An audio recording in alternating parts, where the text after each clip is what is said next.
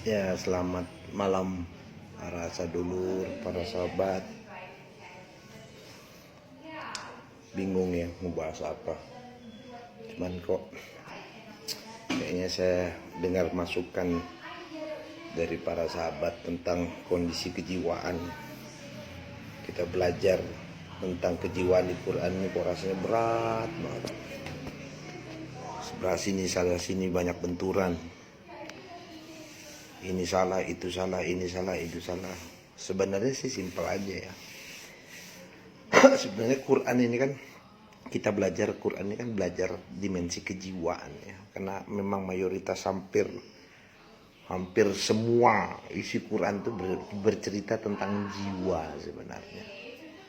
Kalau kita melihat bahwa jiwa itu terdiri dari dua kecenderungan, yaitu fujur dan takwa, ya kan. Jadi kalau fujur itu kecenderungan berlaku menyimpang, dan takwa itu kecenderungan untuk berlaku taat gitu. Ada kedua sisinya. Nah, sebenarnya kalau di dalam gambaran istilah Quran itu apalagi namanya, dalam istilah Quran itu di dalamnya jiwa ada dua kecenderungan tadi, fujur dan takwa, atau buruk dan baik istilahnya, atau taat dan menyimpang. Itu ada dua sisi situ. Nah,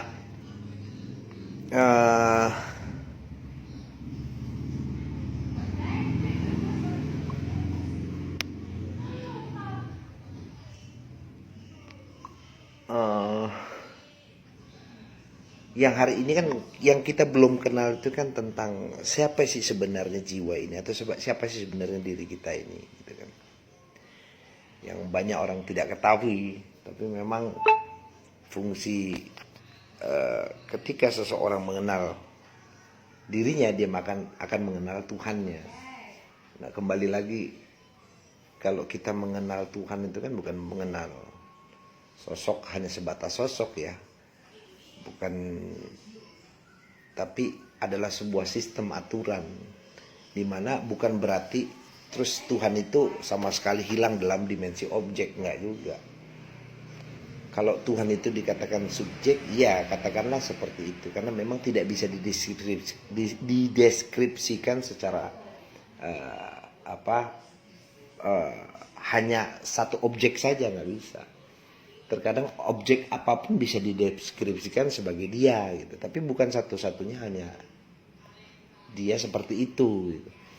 Nah, tapi bukan berarti terus objek itu juga salah. Tuhan diobjekkan itu kan untuk memberikan sebuah ilustrasi, sebuah penggambaran bahwa tanpa objek seseorang tidak bisa mengilustrasikan, tidak bisa menggambarkan, bahkan tidak bisa mendeskripsikan.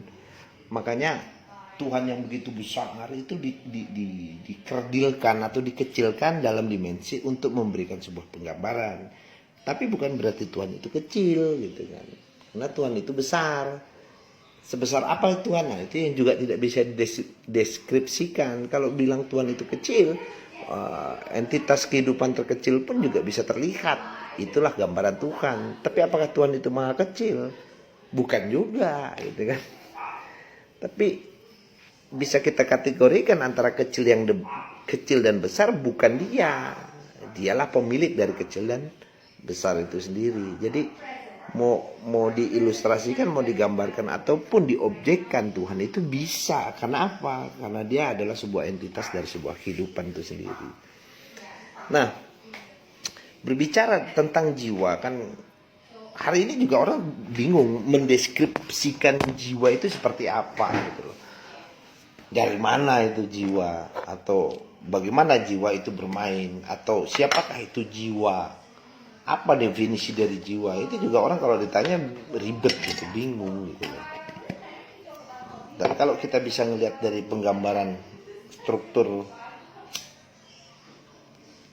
manusia yang secara dimensinya itu ada 3 unsur, ruh, jiwa, dan raga, maka dimensi 3 unsur ini bermain secara bersamaan atau berkesinambungan. Nah, kalau seandainya 3 unsur ini tidak bermain berarti tidak secara utuh dia berfungsi, gitu kan? Kalau kita lihat bahwa roh itu diartikan sebagai sistem aturan, sedangkan jiwa itu diartikan sebagai penguasanya, sedangkan raga sebagai pelaksana, maka tiga elemen ini terjadi sebuah sinergitas ketika dia bermain. Jadi fungsi ini tiga semua bermain. Ketika jiwa itu mengambil kekuasaan dalam menjelaskan dalam berperan dalam kehidupan gitu. Jadi bisa kita simpulkan bahwa jiwa itu adalah sinergitas antara ruh dan raga yang dihasilkan dari penglihatan, pendengaran, dan proses berpikir. Jadi semuanya itu kompleksnya itu semua komponen itu bermain gitu. Dimana kalau ruh itu sendiri kan adalah sistem aturan yang sifatnya sudah baku, bahwa dia yang mengontrol penuh. Raga itu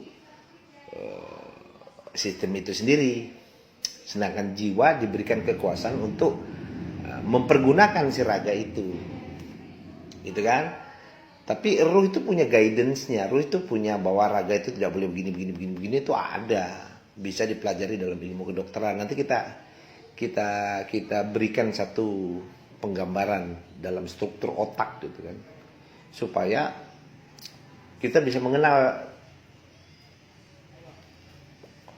bagaimana sih cara kerja otak itu bermain gitu.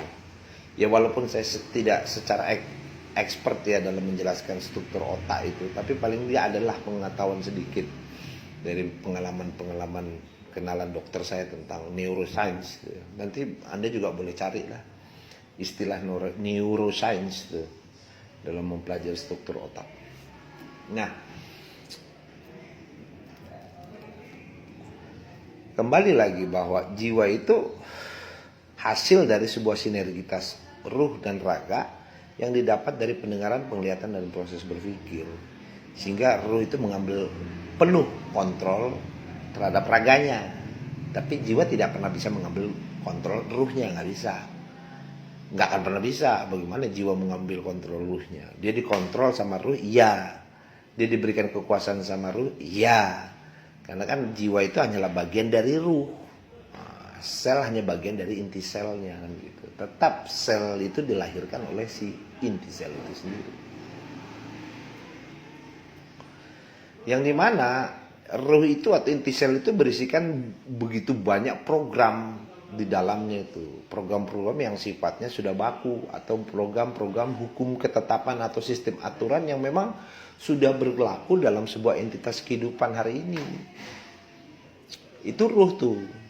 Makanya kalau misalnya ada seseorang membaca Quran yang berisikan tentang ruh-ruh itu, jiwa disadarkan atau ruhnya itu mulai aktif, atau kalau dalam bahasa pewahyuan tuh ruhnya itu diaktifkan. Walaupun waktu diaktif itu banyak sekali program-program yang ada di dalam ruh itu yang perlu diaktifkan, sehingga memberikan sebuah informasi kepada jiwa untuk jiwa sadar gitu loh. Jadi kalau bahasa di Quran, dan kutiupkan ruh ke dalam ke diri manusia, itu maksudnya ruhnya itu diaktifkan, disadarkan gitu, sehingga jiwa itu memiliki satu pengetahuan dari ruhnya gitu. Dia mendapatkan pengetahuan dari ruhnya. Tapi sebenarnya jiwa sendiri secara hukum ketetapannya atau secara gorijahnya itu mengenal sekali ruhnya. Mengenal sebenarnya. Kayak misalnya dia lapar. Ada sebuah instruksi dari raganya membutuhkan asupan makanan. Nah, jiwanya yang merasakan dari makanan itu. Raga nggak pernah merasakan yang namanya rasa pahit manis, nggak pernah. Walaupun dia sebagai alat perasanya ada gitu, kayak lidah gitu kan, raga itu bagian daripada raga. Tapi raga itu tidak pernah merasakan apa-apa. Dia fungsinya hanya sebagai perasa, sebagai menghasilkan sebuah rasa, tapi dia sendiri tidak bisa merasakan karena raga itu kan hanya sebuah objek pelaksana gitu loh. Sedangkan yang merasakan itu jiwa. Iya kan? Raga misalnya, saya lapar katanya raga, nih perut ngomong. Lapar butuh asupan makanan karena dia butuh satu zat-zat yang dibutuhkan tubuh itu agar dia berkembang. Nah, informasi yang diberikan raga itu asalnya dari inti sel atau dari ruhnya, karena hukum ketetapannya mengatakan bahwa setiap energi yang dikeluarkan dari raga itu dia harus butuhkan asupan lagi. Nah, raga punya kadar tertentu, punya ukuran tertentu untuk asupan makanan yang dia butuhkan. Misalnya dia membutuhkan protein atau membutuhkan zat-zat yang memberikan energi, gitu kan misalnya. Nah, ketika dibutuhkan makanan itu dibutuhkan oleh raga, dimakanlah oleh si manusia itu.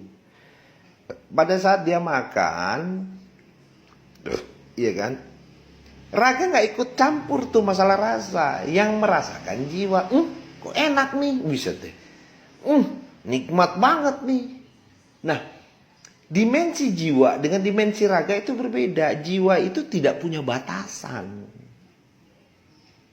Ya, jiwa itu tidak punya batasan. Yang punya batasan raga. Ketika rasa nikmat, rasa enak dirasakan oleh jiwa atas makanan yang dimakan oleh makanan di luar yang melalui fungsi raga, maka kenikmatan itu membuat jiwa menginginkan terus-menerus akan makanan itu. Lagi terus tambah.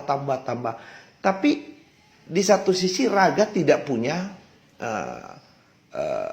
raga punya batasan akan cakupan makanan yang harus karena dia cukupnya hanya sekian persen. Katakanlah dia butuh protein hari ini 10%, 5%. Tapi karena karena makanan yang dimakan oleh si raga itu dirasakan oleh si jiwa tidak peduli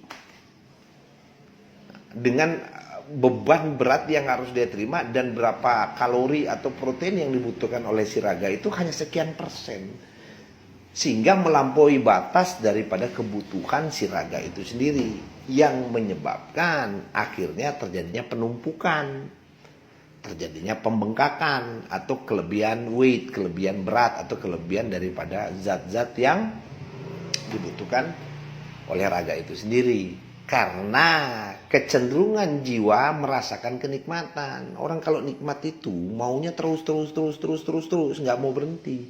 Karena dimensi jiwa itu luas, tidak ada batasan. Bagaimana tidak ada batasan orang dia bersama dengan ruhnya. Ruh itu kan dimensi Tuhan, di mana Tuhan tanpa batas. Jiwa pun juga tanpa batas karena dia bersama dengan ruhnya. Sedangkan prototipe raga itu punya batasan, yang dimana sistem aturan itu sudah memberikan aturan kepada raga bahwa raga punya kapasitas, punya dimensi ukuran yang tidak bisa melampaui daripada sistem aturan atau yang sudah diberlakukan oleh sistem roh itu sendiri. Tapi namanya jiwa, ya kan kita belum kenal jiwa kita. Kalau kita kenal, kita tahu kapan kita stop, kapan kita lapar gitu. Kalau bahasanya hadis, ya mengutip hadis ini, saya katakan hadis nggak salah. Berhentilah makan sebelum kenyang, makanlah sebelum lapar. Benar juga, nggak salah juga. Karena itulah balancingnya, check and balancingnya dalam kejiwaan seseorang itu mampu mengatur ritmenya. Nah, jiwa ini karena pada hakikatnya banyak tidak mengerti tentang sebuah hukum, tentang sebuah ketetapan, maka dia diajarkan oleh ruhnya gitu loh. Tapi kalau itu dia mau berpikir tentang sebuah hukum ketetapan itu. Makanya kalau orang yang kadang-kadang kelebihan berat badan itu banyak tidak mikirnya. Kenapa? Karena orang gede itu biasanya otaknya kecil, badannya gede, otaknya kecil ya, karena nggak sinkron gitu loh. Ya sebenarnya dia paham bahwa tubuh itu tidak perlu banyak zat yang dia butuhkan, hanya beberapa persen aja yang dia butuhkan untuk kelangsungan hidup daripada si raga itu sendiri. Tapi rasa kenikmatan yang dirasakan oleh si jiwa, bukan si lidah ya, lidah itu kan memang menghasilkan rasa, tapi dia dimensi raga. Yang merasakan itu adalah jiwa. Nah, rasa nikmat itulah yang tidak mau dicegah atau diintervensi, itu nggak mau. Jiwa maunya terus. Dimensinya begitu jiwa itu. Nggak, kalau bisa jangan pernah putus kesenangan itu. Tapi jiwa nggak tahu bahwa sebuah hukum itu tidak bisa berlaku senang terus. Nggak bisa, hukumnya bukan begitu. Tapi nggak apa-apa, coba aja. Kalian senang, foya-foya, hura-hura, hamburkan uang. Nanti ada masa, ada satu titik Anda merasakan yang namanya hampa atau hambar gitu loh. Hambarnya itu karena apa lagi namanya ya? Jiwa itu terbentur oleh raga, oleh sebuah ukuran-ukuran yang memang sudah ditetapkan oleh Tuhan ya. Makanya punya batasan, raganya manusia itu punya batasan. Termasuk raga-raga yang lain seperti hewan, tumbuhan itu juga punya batasan-batasan yang memang kadarnya tidak sebaik daripada manusia. Karena sumber kenikmatan itu ada pada prototipenya manusia. Kalau prototip selain manusia itu punya batasan.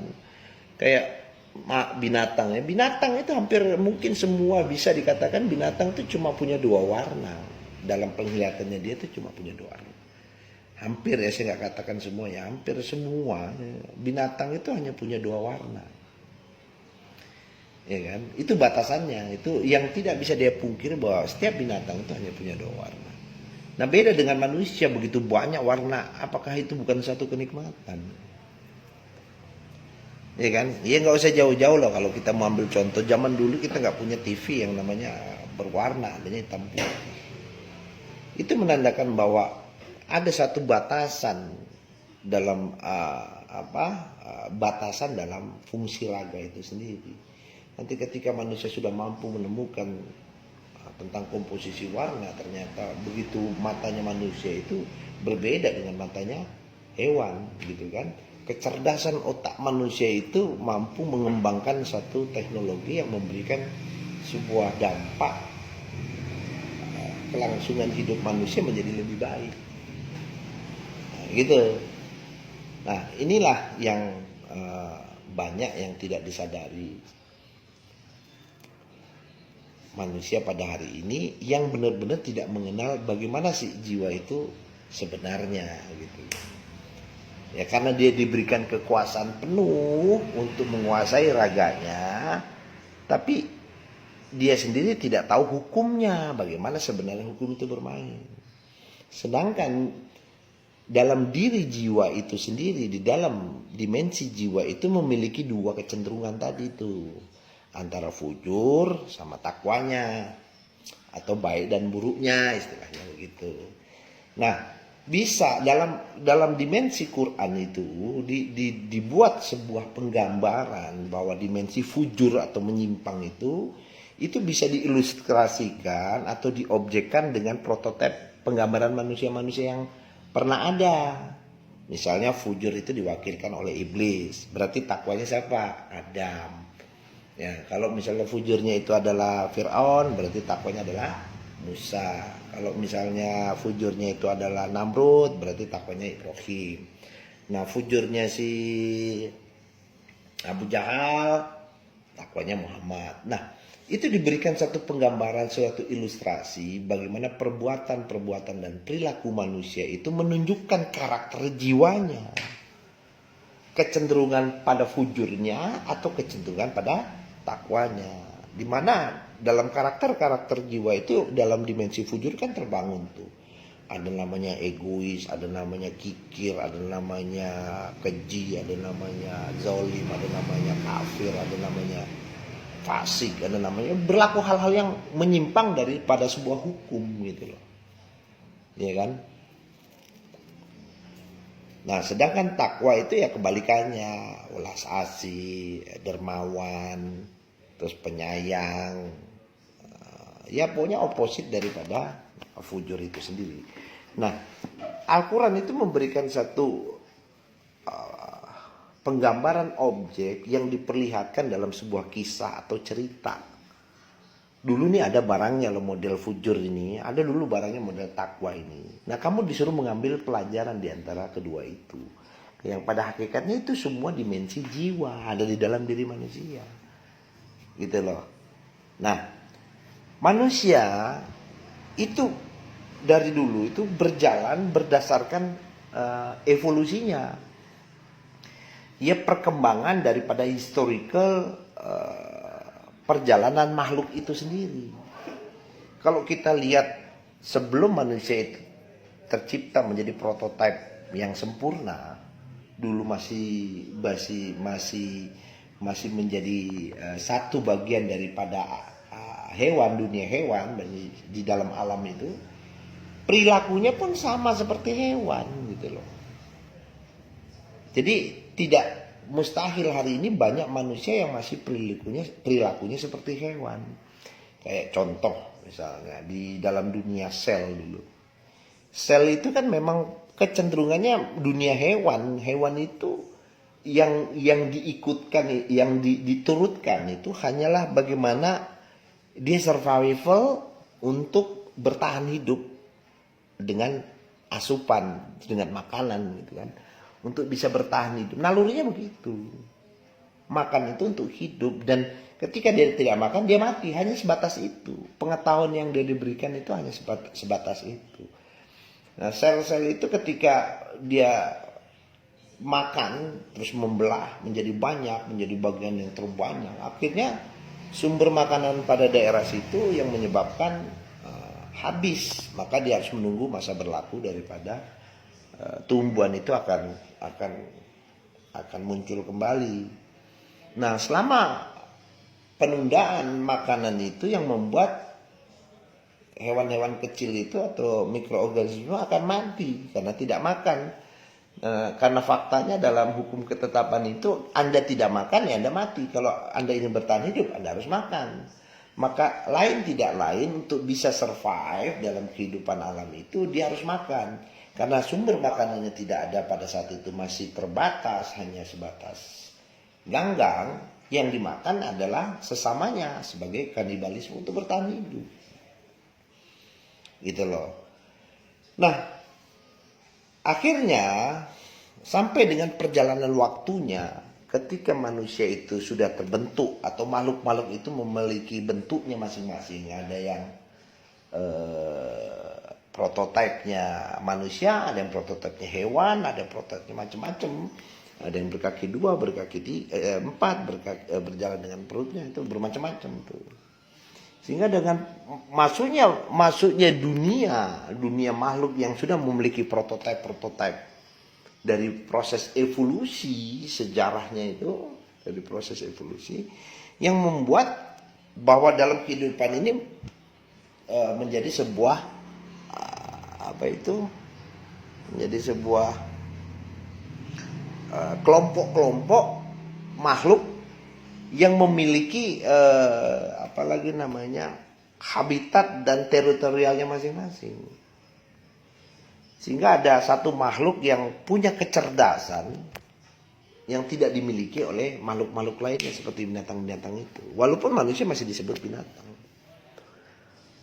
Nah, sama halnya ketika hari ini manusia itu purba itu, katakanlah kita kategorikan sebagai manusia purba itu, kalau dalam istilah ilmuwan itu namanya Homo sapiens ya. Homo sapiens itu makhluk cerdas gitu. Makhluk hewan cerdas yang ada di bumi ini disebut Homo sapiens. Jadi bukan Nabi Adam ya. Nabi Adam itu udah jauh peradabannya, udah maju. Homo sapiens, manusia yang masih berkarakter hewan, yang perilakunya tidak lebih baik sama halnya dengan hewan. Tapi makhluk cerdas ini mengalami evolusi, dalam perkembangannya itu mengalami evolusi karena asupan makanan. Asupan makanan yang didapat dari nabati maupun hewani, ya, dari tumbuhan maupun hewan. Nah, itu terjadi satu reaksi proses kimia di dalam tubuhnya yang membuat merangsang kecerdasan otaknya itu berkembang. Nah, ini perbedaannya otaknya manusia dengan otaknya hewan, ya. Jadi mungkin dari situlah prototipe yang mungkin tidak sama dengan hewan-hewan yang lain. Di sini mulai berkembang tumbuh kecerdasannya. Karena kita bisa lihat bahwa perkembangan dari zaman dahulu sampai sekarang berbeda jauh. Bagaimana manusia pertama itu juga bagaimana dia harus survive itu jauh lebih tinggi dibanding hewan-hewan. Karena manusia yang tahu bagaimana how to survive gitu. Bertahan diri maksudnya. Bertahan hidup, bukan bertahan hidup. Ya kan, misalnya ada seorang Homo sapiens, manusia purba, yang ketika dia lapar, dia mau makan.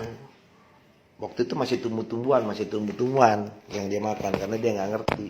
Dia pikir hewan itu predator atau hewan-hewan yang lain itu yang beda jenisnya dengan dia itu dianggap predator.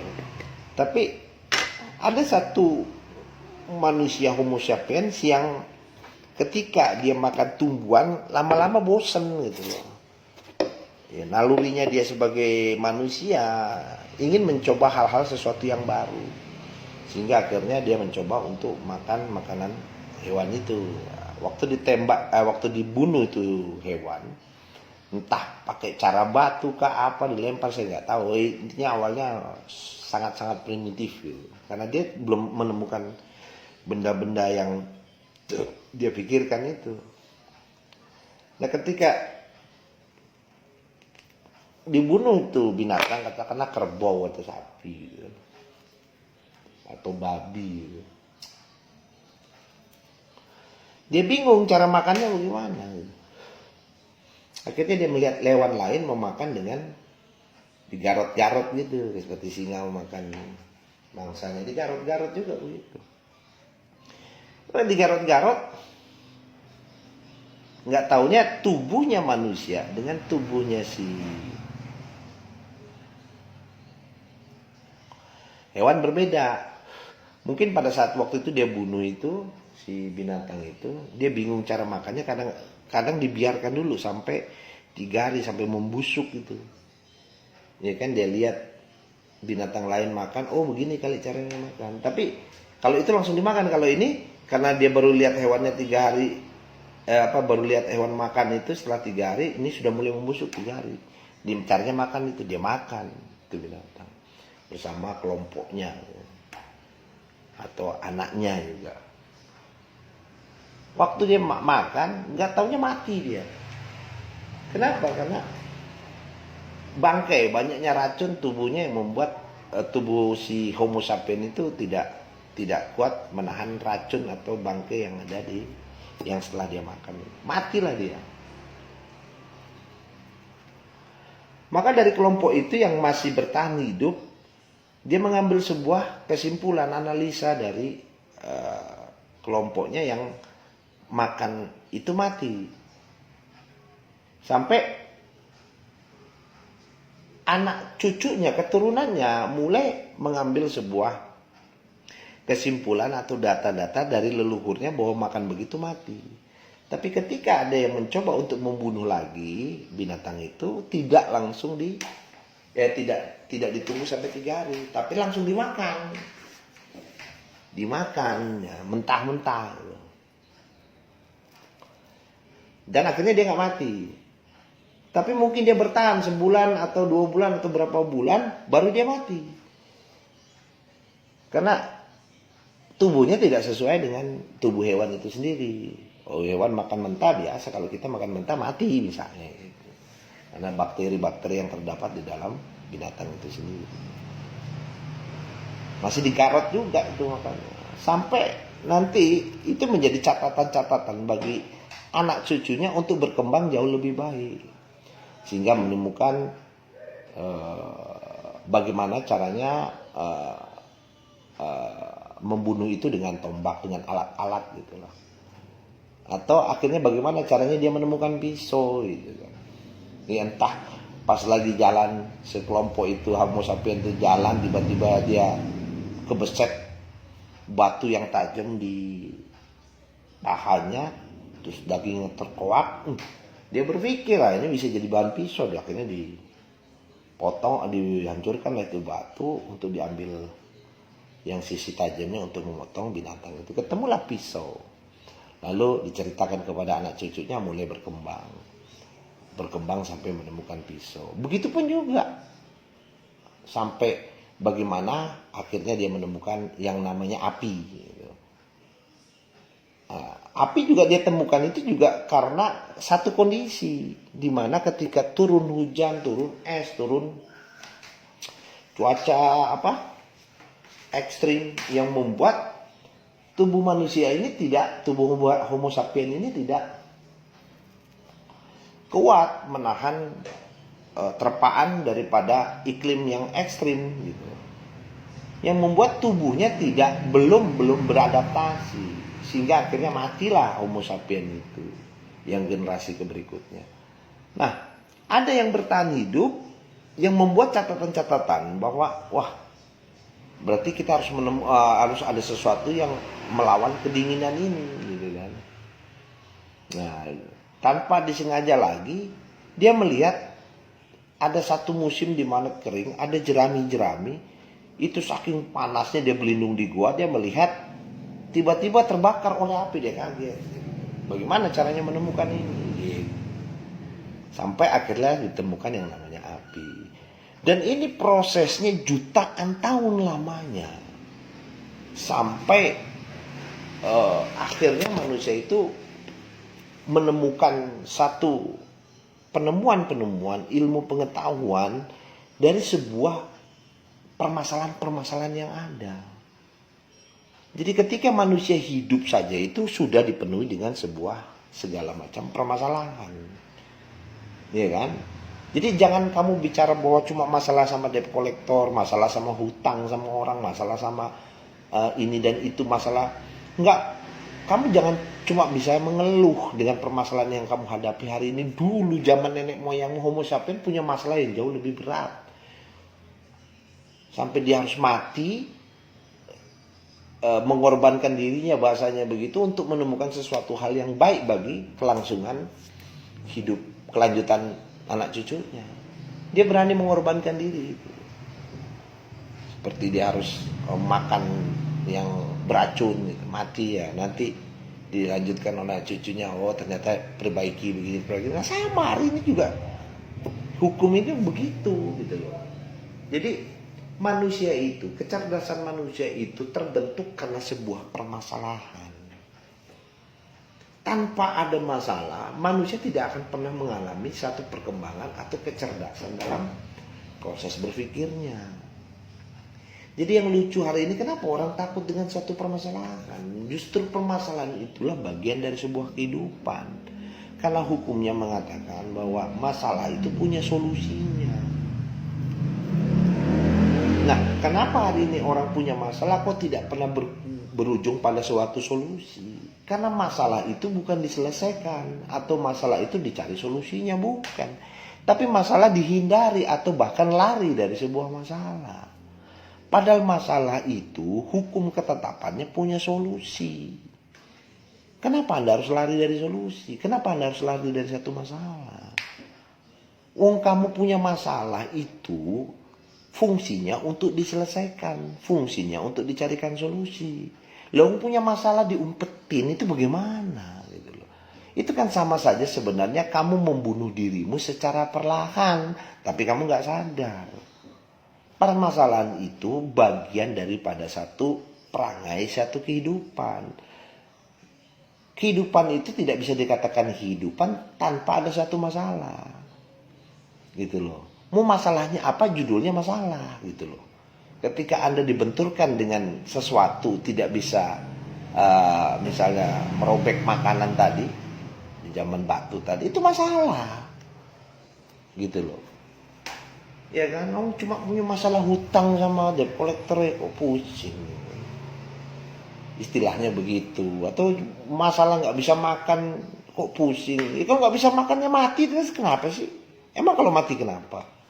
Ya memang hidup begitu, mati hidup, mati hidup, mati hidup gitu loh. Tapi pertanyaannya, apakah hari ini kamu tidak bisa makan terus kamu nggak makan gitu? Nggak mungkin. Gitu. Nggak mungkin. Gitu. Nggak mungkin, memang tidak mungkin, karena terlalu banyak orang gitu. Kalau orangnya cuma 1-2 terus kamu nggak makan, iya mati kamu, nggak ada makanan. Dan tidak mungkin juga 1-2 terus nggak makan, oh ada tumbuhan, ada macam-macam. Nggak, itu satu hal yang nggak mungkin buat saya nggak makan. Kalaupun kamu lapar, kamu nggak kuat, lari ke tetangga, ngomong, Pak boleh nggak saya minta nasinya semangkok gitu, saya lapar dari pagi belum makan. Bohong kalau nggak dikasih sama saudaramu. Tapi apa yang membuat sama tetanggamu? Pasti dikasih. Tapi apa yang membuat kamu tidak lakukan itu? Cuma satu masalahnya, malu, gengsi. Buset, bajunya apa itu, Louis Vuitton, minta makan nasi nggak bisa makan, malu, gengsi, dengan begitu. Yaelah, lu bisa beli Louis Vuitton, makan gak bisa. Terus masalahnya di mana? Kalau lu dihancurkan harga diri lu coba gara-gara lu minta makan sama tetangga lu, salahnya di mana?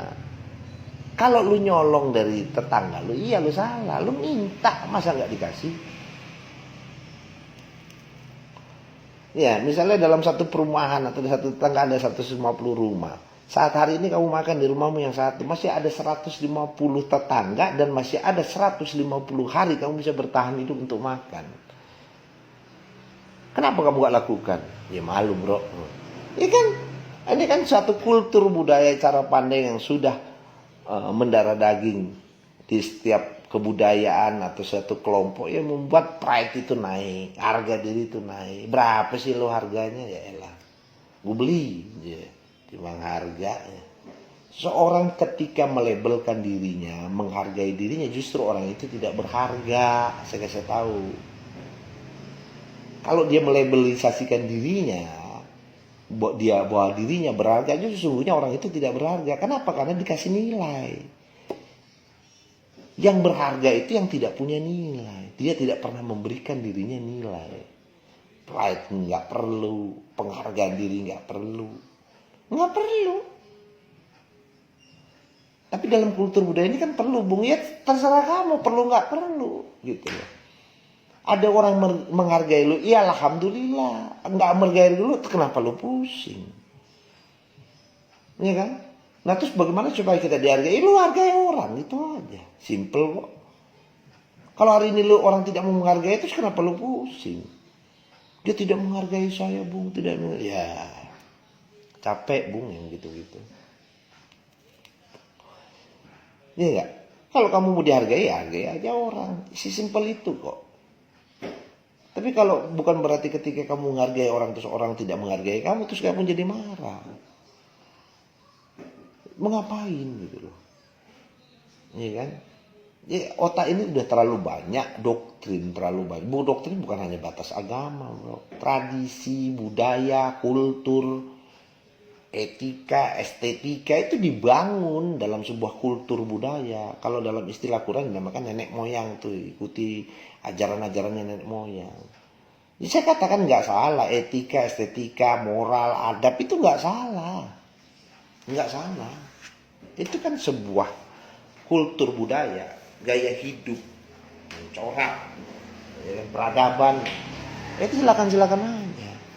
Cuma apakah kamu ingin mempertahankan gengsimu? Apakah mau ingin mempertahankan prinsipmu cuma gara-gara kamu lapar, kamu nggak ngomong, diem, lebih baik saya menderita begini, lapar, nggak makan, mati. Padahal tinggal tok assalamualaikum Pak Haji, mohon maaf Pak Haji, minta nasinya ini boleh nggak gitu kan. Bohong kalau Pak Haji itu nggak ngasih, bisa jadi berasnya dikasih, bisa jadi lauk pauknya dibawain, bahkan dikasihin duit lu lagi karena ngeliat tetangganya gitu. Itu mah lu itu terlalu banyak ukuran-ukuran yang lu buat dalam cara pandang lu, ukuran-ukuran yang lu buat yang lu sendiri tidak sanggup untuk mencapainya. Kenapa sih kok egonya ditunjukin gitu loh? Kenapa sih? Emang lu tuh orang kaya? Bukan, lu orang miskin. Yang kaya itu cuma Tuhan. Emang lu orang pintar? Bukan, lu orang bodoh. Yang pintar cuma Tuhan. Udah, jangan menematkan diri lu sebagai apa ini itu. Nggak perlu mengukur dirimu. Biarlah orang mengukur dirimu. Apakah dirimu pintar? Biarlah orang yang memberikan tematan-tematan seperti itu. Nggak perlu kita buat ukuran seperti itu. Goblok lu iya, tolol iya, pintar lu alhamdulillah, cerdas ente alhamdulillah. Oh, masalahnya di mana? Ketika kamu tidak lagi membuat ukuran-ukuran pada dirimu, maka kamu tidak akan punya beban dalam hidupmu. Tapi ketika kamu sudah membuat ukuran-ukuran, itu menjadi beban. Tapi kadang tuh ukuran perlu loh, Bung. Ya gak ada masalah. Ya tinggal kamu memainkan ritmenya aja. Kapan ukuran itu dipakai, kapan tidak perlu dipakai. Jangan tematkan semua. Manusia itu punya batasan kok. Enggak selamanya dia kuat, enggak selamanya dia hebat, enggak selamanya dia di atas. Orang circle of life-nya berputar kok. Ada kalanya senang, ada kalanya susah. Kan tinggal kamu memanajerialkan aja tentang konsep ini. Ada masa kalanya gelap, ada masalah kalanya terang. Kalau gelap saya nggak bisa berbuat apa-apa karena nggak ada penerangan, nggak ada lampu. Berarti kita bertahan dalam kondisi gelap untuk menuju terang, baru kita bisa menyangkul padi di sawah. Ya selama dunia dalam keadaan gelap, artinya waktu dalam keadaan gelap itu kamu tidak bisa mencangkul, ya pakailah itu sebagai istirahat. Nanti pas terang baru kamu pakai buat bekerja. Kan sesimpel itu sebenarnya. Jadi kamu gunakan juga, ada kalanya kamu bodoh, ada juga kalanya kamu pinter. Kamu boleh gunakan kata pinter itu pada saat yang tepat. Nggak perlu tematkan diri Anda sebagai seorang yang selamanya pinter, nggak perlu. Tapi kalau orang mau menematkan diri Anda pinter, ya alhamdulillah. Kekuatan juga ada batasnya kok. Ya, itu kembali lagi bahwa inilah yang kadang kita tidak mengenal jiwa yang sebenar-benarnya diri kita, karena sudah terlalu banyak doktrin, sudah terlalu banyak ajaran, sudah terlalu banyak ukuran-ukuran yang dibangun oleh sebuah kultur, budaya, apalagi ya semua itu dibangun dari sebuah kelompok atau komunitas. Ya. Jadi kita kembali lagi bahwa jiwa tadi memiliki dua kecenderungan antara fujur dan takwa. Nah, bagaimana para nabi melakukan observasi, melakukan sebuah penganalisa dalam hukum alam, bagaimana ketetapan alam, sistem alam itu bermain. Dia melakukan suatu observasi dengan melakukan penulisan untuk anak cucunya bahwa ini terjadi begini, yang benar begini, yang salah begini, dalam siklusnya begini, perjalanannya begini. Dan itu mengalami terus perkembangan, mengalami satu kemajuan dalam cara proses berpikir manusia. Kayak saya kasih contoh begini. Ada namanya di dalam kitab Taurat itu yang mengatakan, di kitab Kejadian itu mengatakan bahwa aku ini adalah Allah yang pencemburu. Dan ayat itu saya bisa bantah. Nah, itu yang nulis katakanlah Musa misalnya, ya, atau sahabat-sahabatnya Musa, atau Musa boleh, bahwa menuliskan bahwa Allah itu adalah pencemburu. Oke, mungkin dari zamannya Nuh atau Ibrahim juga sudah ditulis bahwa Allah itu pencemburu. Sampai di zamannya Yesus masih digunakan istilah Taurat itu adalah Allah pencemburu. Gitu. Seolah-olah ditematkan Allah itu adalah pencemburu. Jadi kalau dipikir-pikir, Allah itu seperti grade-nya diturunkan seperti makhluk. Seolah-olah Kalau namanya cemburu, kalau kita lihat nama istilah cemburu, apa sih yang membuat orang cemburu itu? Karena dia tidak mau tersaingi. Satu, tidak mau tersaingi, dia tidak mau diduain, dia tidak mau dilebihi. Itu kan istilahnya begitu, cemburu. Kalau dipikir-pikir, loh Tuhan itu cemburu sama siapa? Sama siapa? Sama manusia. Manusia musyrik gitu, ikut aturan lain, terus Tuhan cemburu gitu. Ini analogi saya nggak bisa berpikir jernih tuh. Tuhan cemburu. Masa Tuhan cemburu sama yang lebih rendah? Nggak masuk akal buat saya. Sedangkan manusia itu ciptaan Tuhan. Kalau Tuhan ditempatkan sebagai Allah pencemburu, ya Allah, rendah banget Tuhan dibuatnya. Tapi saya nggak salahkan bahasa kitab Injil itu atau Taurat itu, saya nggak salahkan. Atau nabi-nabi dulu saya nggak salahkan.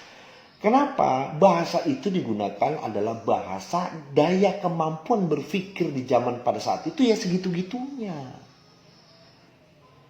Jadi dikatakan digunakan sebagai objek Allah pencemburu. Supaya makhluk itu, manusia itu mau tunduk pada sebuah hukumnya Allah, hukumnya Tuhan. Digunakanlah objek kata Allah pencemburu supaya orang-orang tidak membuat supaya Allah cemburu. Kan begitu sebenarnya. Tapi kalau dipikir-pikir, masa Allah ditempatkan sebagai Allah pencemburu? Ya sehebat apa itu yang dicemburui itu? Nggak pantas. Allah cemburu itu nggak pantas gitu.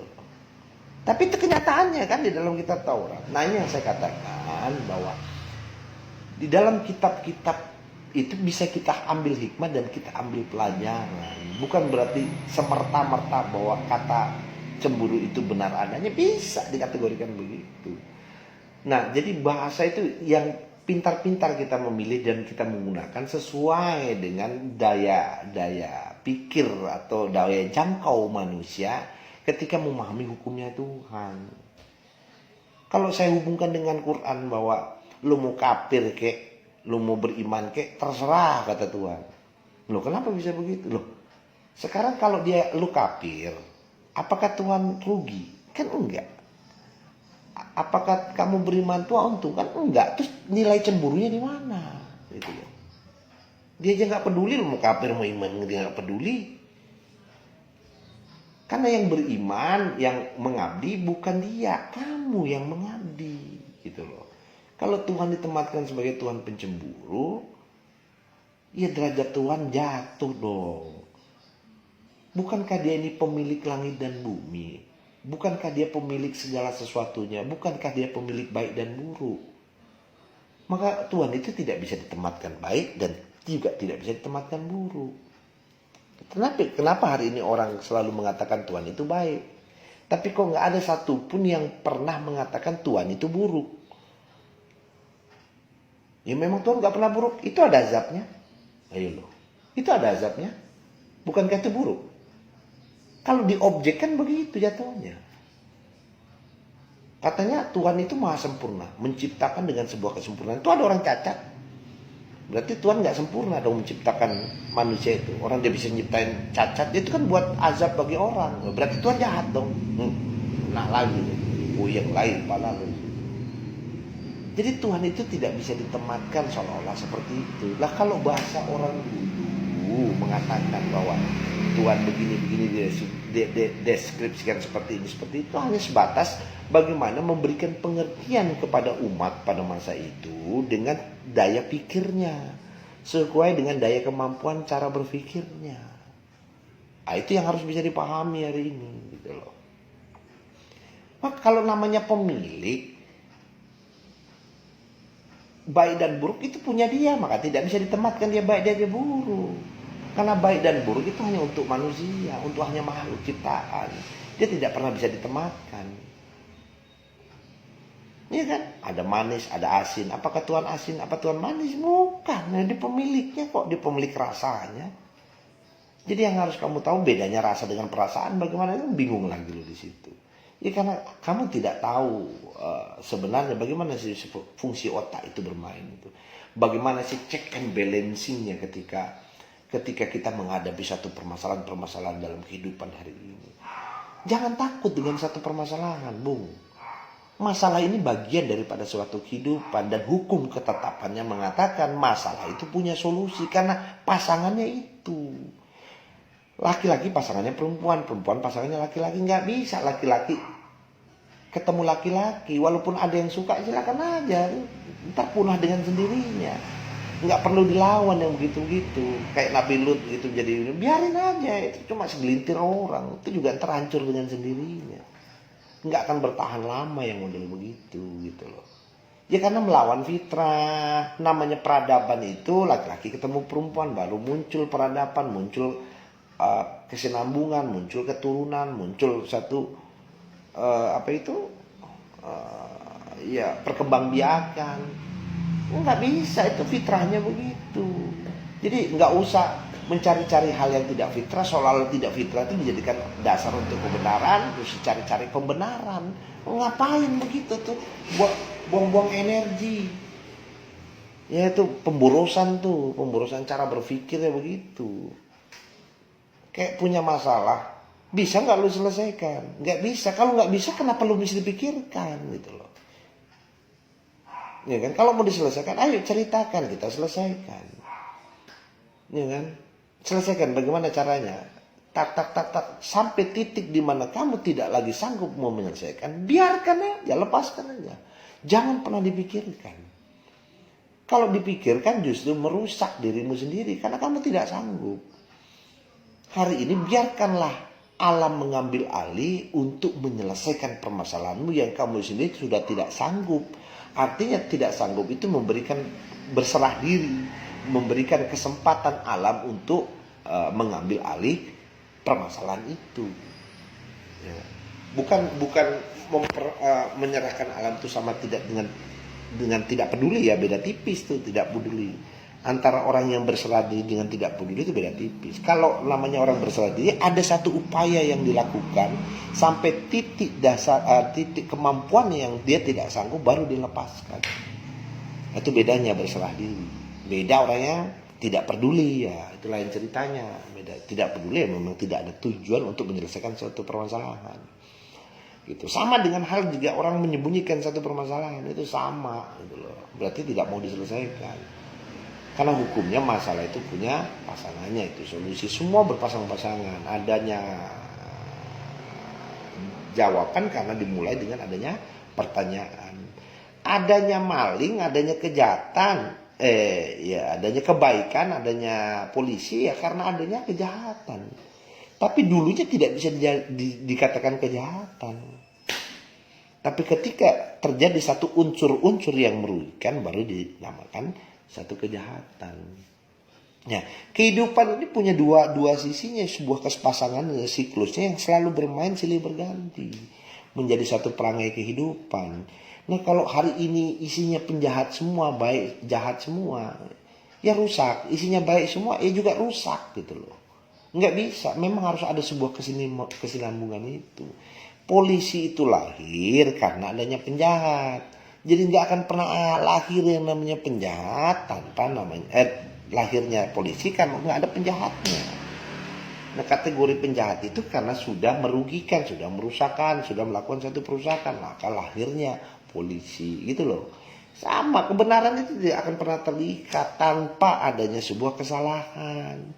Kenapa hari ini Anda takut melakukan satu kesalahan kalau tujuan yang kalian kejar adalah satu kebenaran? Loh, bagaimana taunya benar ini salah? Ya kalau kamu nggak pernah berbuat apa-apa, mana tahu perbedaannya? Lakukan aja apa yang kamu lakukan. Jika kamu belum pernah melakukan, untuk apa? Untuk membuktikan mana yang baik, mana yang buruk, mana yang benar, mana yang salah. Lakukan saja. Jika itu salah, cepat perbaiki. Jangan salah, lu nikmati kesalahan itu yang membuat akhirnya numpuk permasalahan itu menjadi satu yang besar. Dan kalau suatu yang besar baru lu ketimpa yang gede, dudah, rasanya nggak karu-karuan. Kalau masih kecil salah diperbaiki ya nggak kerasa, kayak lu kena goresan apa itu silet set gitu kan, berdarah ya, cuma nggak terlalu terasa. Tapi kalau siletnya dalam itu sampai ke keluar dagingnya ya rasanya nggak karu-karuan, ya begitu aja simpelnya. Ketika masih kecil, kandungan itu tidak berasa apa-apa. Tapi kalau nanti kandungannya udah 9 bulan, nggak karu-karuan, beratnya dibawa kemana-mana, berat tuh rasanya itu ibu bawa bayi.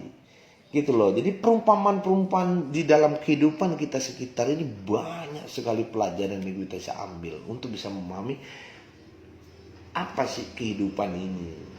Apa sih yang harus kita ambil, apa sih yang harus kita sadari dari dalam kehidupan ini. Gitu ya. Nah, kembali lagi bahwa dimensi jiwa itu terdiri antara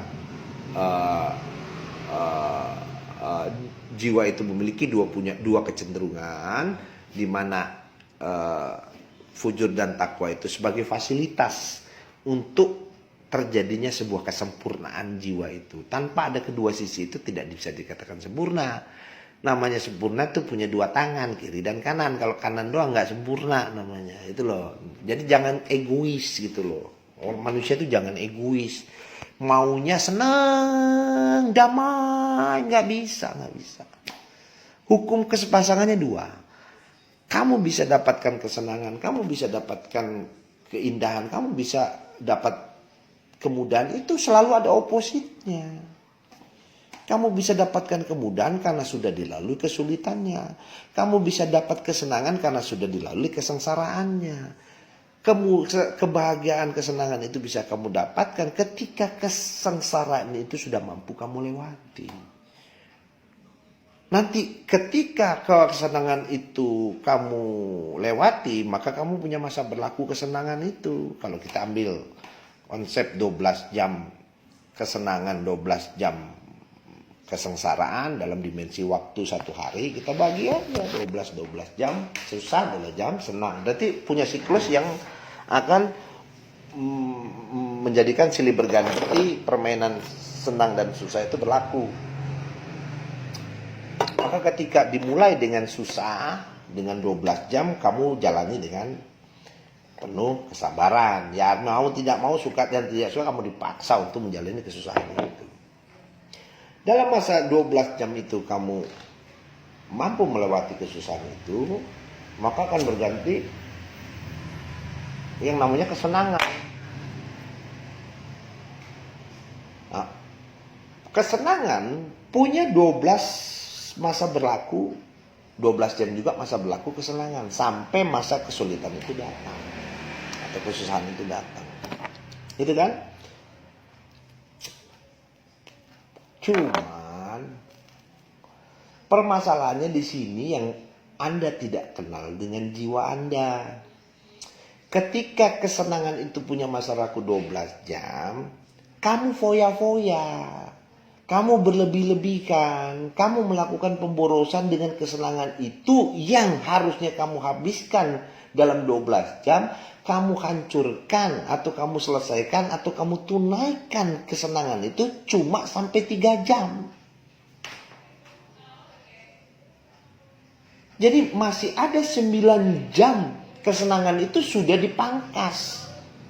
Hanya dalam waktu 3 jam kamu ambil kesenangan itu. Sehingga kamu punya 9 jam masa kesusahan di masa kesenangan. Coba bayangin. Siklusnya itu masih senang, tapi kamu sudah habiskan energi kesenangan itu 3 jam. Masih ada 9 jam kesenangan itu yang sudah kamu pangkas. Jadi sisanya 9 jam itu adalah kesusahan di masa siklus senang.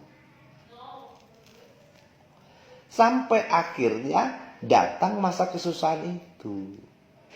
Maka 9 jam ditambah 12 jam. Masa kesulitan. Jadi totalnya 9 ditambah 12. Berapa itu? 9 ditambah 12 berarti 21 jam kamu mengalami kesusahan. Apa enggak karu-karuan itu rasanya? Lah itu kenyataannya kok. Siklusnya begitu kok. Makanya ketika masa senang itu datang, kamu jangan hambur-hamburkan, kamu jangan lakukan pemborosan, hitung manajemennya, manajemen kesusahan itu sama dengan uang, dengan harta yang kamu miliki, dapat rezeki. Buat keluarkan itu. Buat masa paceklik, masa susah nanti kamu akan datang ketika masa kesulitan itu. Kamu punya tabungan yang bisa kamu cairkan. Punya deposito yang kamu cairkan. Datang dengan secara tiba-tiba. Kamu bilang, Tuhan ya Tuhan, kamu berikan engkau dari rezeki yang tidak tiba-tiba. Padahal itu sebenarnya tabungan-tabungan yang dulu yang belum pernah kamu buka sekarang dibuka. Yang buka siapa? Sistem itu sendiri yang membuka karena kamu membutuhkan ketika kamu dalam keadaan sulit itu. Tabungan itu pecah dengan sendirinya, datang dengan berbagai macam model gaya daripada balasan itu, atau cairlah atau tumbuhlah pohon mangga berbuahlah pohon mangga itu, kamu petik hasilnya. Nah, nanti udah banyak itu kamu lupa lagi gimana masa kesulitan kamu sedang kamu lalui. Nah itu makanya Yusuf mengajarkan 7 tahun kering, 7 tahun masa panen gandum kering dan gandum basah. Itu adalah sebuah siklus di mana ada 7 tahun masa kekeringan, ada 7 tahun masa panen. Jangan lu makan semua, kata Yusuf. Biarkan dia di lumbungnya itu, di butirnya, supaya nanti pada masuk musim paceklik 7 tahun kamu bisa tidak mengalami kesusahan. Kesenangan itu di-maintain gitu loh. Kamu bisa memaintain kesenangan itu ketika masa paceklik atau masa kesulitan itu datang. Nah ini tinggal permainan jiwa. Makanya kalau kamu senang jangan terlalu euforia, jangan terlalu berlebih-lebihan. Karena Allah tidak suka sesuatu yang berlebihan. Bukan Allah tidak suka, urusan amat. Lu mau suka kayak mau enggak ada urusan sama gue. Kan begitu bahasanya. Tapi ini kita belajar sebuah sistem.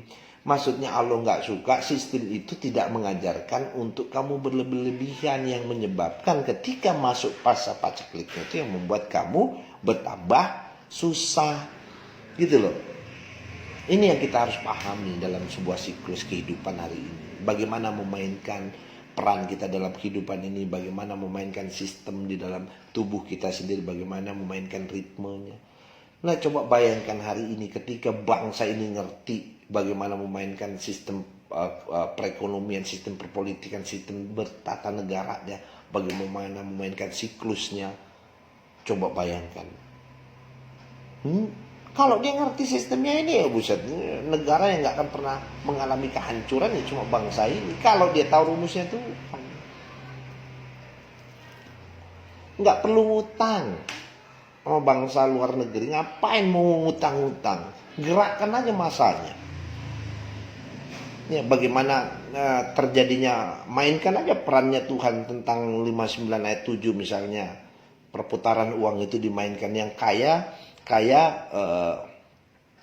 pakai sistemnya sodakonya Tuhan aja 20%. Oh gila itu kalau dimainkan itu.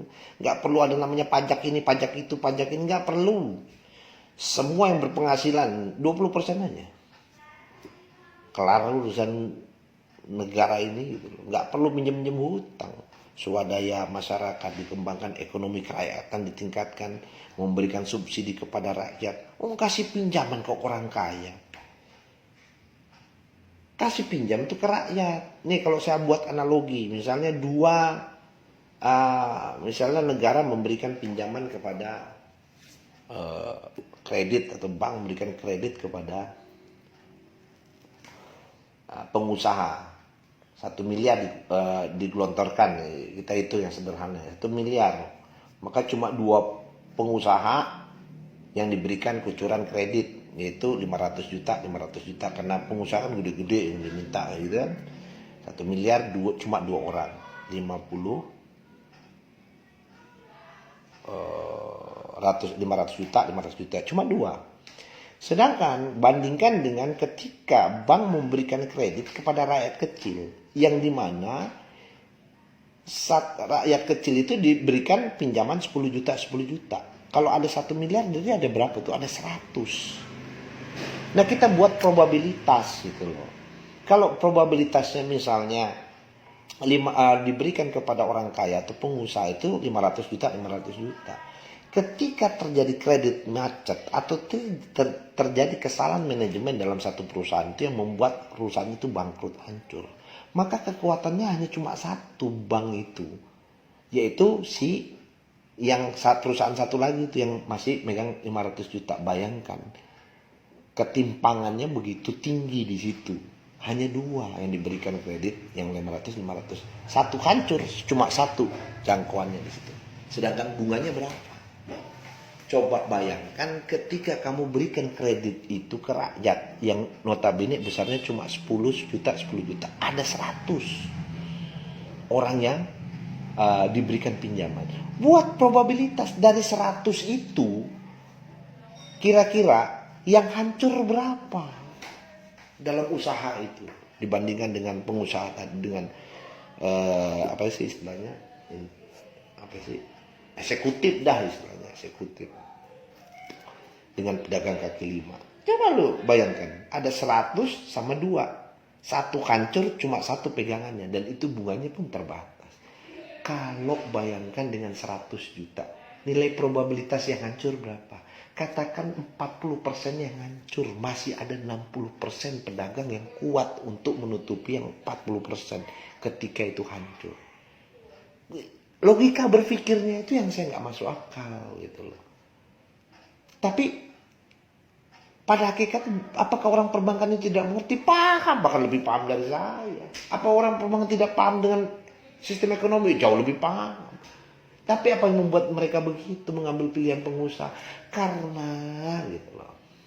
Ya itu kembali lagi ego, keserakahan yang membuat untuk kepentingan pribadi si perbangkir itu untuk mendapatkan keuntungan dari para pengusaha. Tapi kalau seandainya kepada rakyat jelata kecil itu, dia tidak punya permintaan. Kalau gue cairin 500 juta, lu kasih duit berapa? Atau 10 juta, lu kasih duit berapa? Enggak ada begitu. Mau dapat dari mana? Kalaupun ada paling cepet, 100.000. Itu paling gede banget. Tapi kalau 500 juta, kemungkinan 2,5% dari 500 juta kan lumayan. 3% dah dari 500 juta. Dapat perbankan. Nah ini yang kerusakan sistem seperti ini yang membuat hari ini ya begitu dah. Gue males mikirnya kepanjangan ke sana-sana. Nah, kembali lagi kepada konsep kejiwaan tadi. Maka itulah keserakahan, ketamakan, itu yang membuat hancur pada hakikatnya. Jadi sebenarnya sistem hari ini udah terlalu banyak pakar yang hebat-hebat, bro. Iya gak? Kalau kita mau lihat pakar ini terlalu banyak hebat. Tapi bukan masalahnya pada pakar-pakar ekonomi sekolah yang tinggi-tinggi. Bukan, masalah akhlaknya itu yang tidak mereka miliki. Toleransi, gotong royong. Apa sih, leluhur-leluhur kita punya falsafah luar biasa kok. Dari zamannya kerajaan Majapahit, dari zaman yang lebih tua lagi. Zaman leluhur kita yang lebih tua lagi sebelum Raja Majapahit itu. Apa sih? Gue lupa kan jadinya. Ada lagi itu. Nah kita punya kok kultur itu kak, baik dan bagus. Kenapa tidak itu loh kita pakai. Nah kembali lagi bahwa Al-Quran ini turun untuk memberitahukan kepada manusia bahwa akhlak ini yang harus menjadikan satu pakaian bagi orang-orang yang memang mau mengabdi kepada Tuhannya. Gitu loh. Kalau masalah keilmuan ya, gue nggak perlu. Gue aja bisa ngeliat hari ini siapa. Kalau gue jadi presiden, ngapain gue pengen gue kelihatan ke orang-orang yang memang punya pakar dalam bidang ilmu tanpa kepentingan. Ambil aja itu Iksanuddin Nursil, pakai orang begitu. Terus lihat lagi Bosman pakai, kan orang-orang yang memang betul-betul memang mau perjuangkan bangsa dan negara ini, yang punya ketulusan itu, pakai aja orang begitu. Kita nggak perlu jadi pakar kok untuk memimpin negara ini. Apa Sulaiman orang yang pakar? Enggak, pakarnya dia cuma Quran, pakarnya dia kitab Tuhan. Akhlak itu yang dia pakai, gitu kan? Nggak perlu gitu kan. Kalau dirimu, jiwamu sudah terang, dia akan menerangi di sekitarnya. dan itu menjadi terang bagi orang-orang yang kegelapan. Cukup dengan terang itu sendiri dia akan menerima dampak dari terang yang ada dalam jiwa kamu. Gitu ya. Nah, sekarang kita lihat bahwa mungkin kita bisa ngambil daripada sedikit penggambaran tentang struktur otak gitu misalnya, yang dimana itu bisa membuat check and balance dalam jiwa seseorang. Mungkin saya ambil istilahnya itu bukan organ penamaan seperti cerebellum, cortex, hipotalamus itu ya, enggak, saya nggak mainkan seperti itu. Kalau itu kan bagian struktur otak yang dimana punya fungsinya masing-masing, yang saling terhubung, yang saling terkait dengan sirkuit-sirkuit masing-masing. Tapi kalau saya lebih kepada senyawa kimia yang ada di dalam otak yang dihasilkan dengan senyawa kimia. Dalam keilmuan itu ada senyawa-senyawa kimia tuh. Dimana tuh ada yang biasa kita sebut namanya endorfin gitu kan. Ada yang kita sebut yang namanya dopamin. Ada yang kita sebut namanya oksitosin atau serotonin.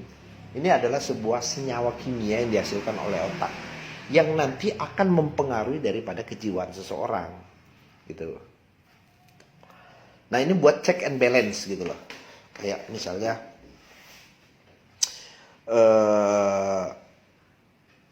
apa itu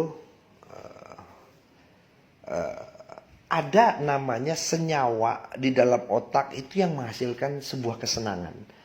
Jadi kalau seandainya kamu dalam fase di mana siklus kesulitan itu sedang bermain, kamu bisa menghasilkan sebuah senyawa kimia yang ada di dalam otak itu untuk meredam kesulitan-kesulitan kamu menghadapi fase di mana kesulitan itu sedang bermain. Jadi kamu menetralisir. Jadi senyawa kimia dalam otak itu bisa menghasilkan yang membuat kamu bisa melakukan kesetimbangan atau check and balancing pada suatu jiwa Anda gitu ya.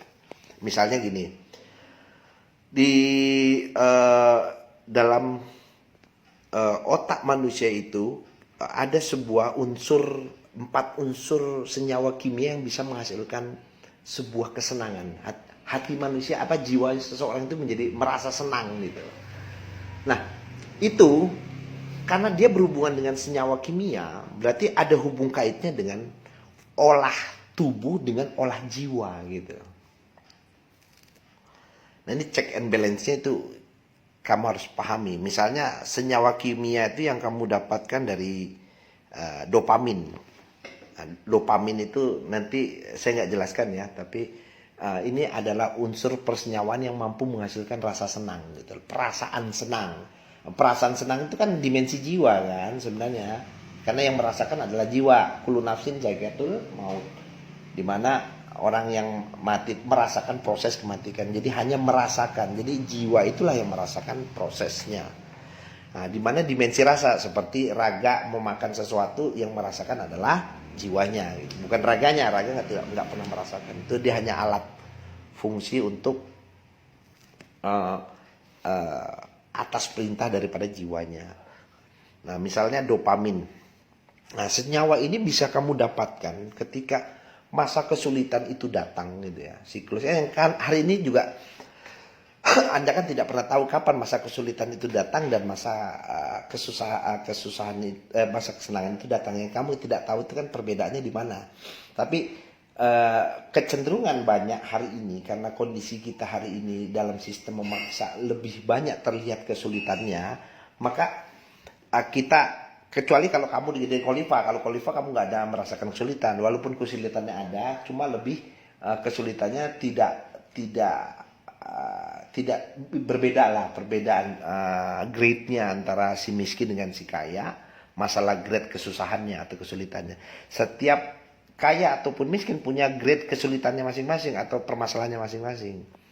Ya, nah, misalnya saya katakanlah dalam dimensi kesulitan ini, kamu mau coba mengolah jiwa Anda untuk mendapatkan check and balance ya. Misalnya melahirkan yang namanya senyawa kimia di dalam otak untuk menghasilkan perasaan senang. Apa sih gitu? Nah, biasanya perasaan senang itu karena dimensi rasa, maka dopamin itu senyawa kimia yang dia bisa menghasilkan rasa senang itu dari asupan. Asupan yang berupa makanan. Ya. Makanan, tapi makanan yang kamu sukai, bukan makanan yang tidak kamu sukai. Makanya kenapa saya itu agak kalau pribadi saya itu agak selektif masalah makanan gitu. Saya nggak peduli makanannya sekalipun warteg ataupun di pinggir got sekalipun, tapi kalau dia punya kenikmatan, itu menimbulkan perasaan senang di dalam kejiwaan saya, yang saya akan selalu ingat bahwa makanan yang enak tuh ada di sini gitu loh. Ya, terkadang harga mahal pun tidak menjadikan satu permasalahan kalau kita punya duit. Tapi kalau kita tidak punya duit, bahwa ukuran kesenangan itu jangan diukurkan dengan duit. Biar taste rasa itu hanya kita yang tahu dan tidak bisa disamakan antara taste saya dengan orang lain. Saya sukanya warteg misalnya, orang sukanya taste-nya pizza, itu nggak bisa disamakan. Nah kadang-kadang orang miskin taste-nya suka pizza, suka melampaui batas karena dia tidak punya kemampuan untuk beli pizza, dia paksakan. Tapi ada trik cara-cara untuk bisa mendapatkan pizza tanpa harus merugikan dirinya sendiri. Ada trik caranya, itu nanti sekolahnya lain lagi ya. Itu sekolahnya lain lagi. Nah, jadi kalau misalnya untuk menghasilkan senyawa kimia di otak untuk menghasilkan kesenangan, itu ada istilah namanya dopamin. Nah kalau dopamin itu biasanya dari unsur makanan, asupan makanan yang kamu senangi. Cari deh makanan apa saja yang kamu senangi, yang betul-betul itu ada dalam imajiner kamu, atau tiba-tiba muncul dengan sendirinya di dalam diri otak kamu, lalu senyawa itu menghasilkan satu imajiner. Enak kali ya makan gado-gado. Enak ya kali ya makan gado. Ketika kamu makan tuh gado-gado, karena keinginan itu muncul di dalam otak itu, dopamin itu keluar, senyawa itu keluar, senyawa kesenangan itu akan mengeluar. Itu dewa bahagia, bahasanya orang Hindu itu dewa bahagia.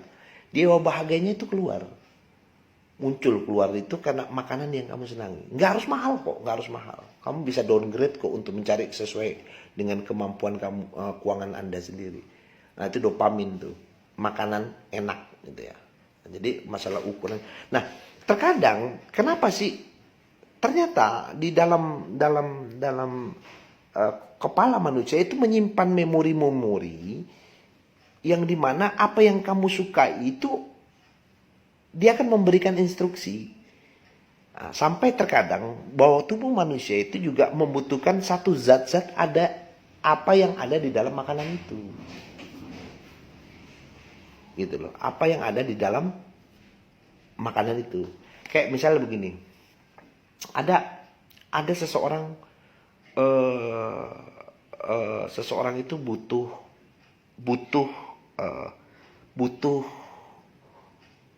ayam goreng. Sebenarnya bukan butuh ayam gorengnya. Tubuh itu membutuhkan kandungan zat yang ada di dalam ayam goreng itu. Dia butuhkan kandungan apa yang ada di dalam ayam goreng itu. Nah, tiba-tiba senyawa kimia yang dihasilkan oleh otak manusia itu lalu menyalurkan sebuah zat yang mengarah kepada penciuman. Sehingga di satu daerah kamu mencium suatu bau ayam goreng. Padahal tidak ada dalam radius 1 kilometer di daerah situ yang lagi sedang masak ayam goreng. Tapi kenapa itu muncul? Penciuman itu muncul. Berarti ada sesuatu yang dibutuhkan, zat-zat di dalam tubuh kamu akan ayam goreng. Bukan ayam goreng ya, ingat. Bukan ayam goreng, tapi zat yang terkandung di dalam ayam goreng itu. Yang pernah direkam oleh tubuh kita, sehingga menyimpan memori di dalam kepala untuk suatu saat ketika diperlukan, dia tinggal panggil itu dengan bentuk imajiner tentang ayam goreng.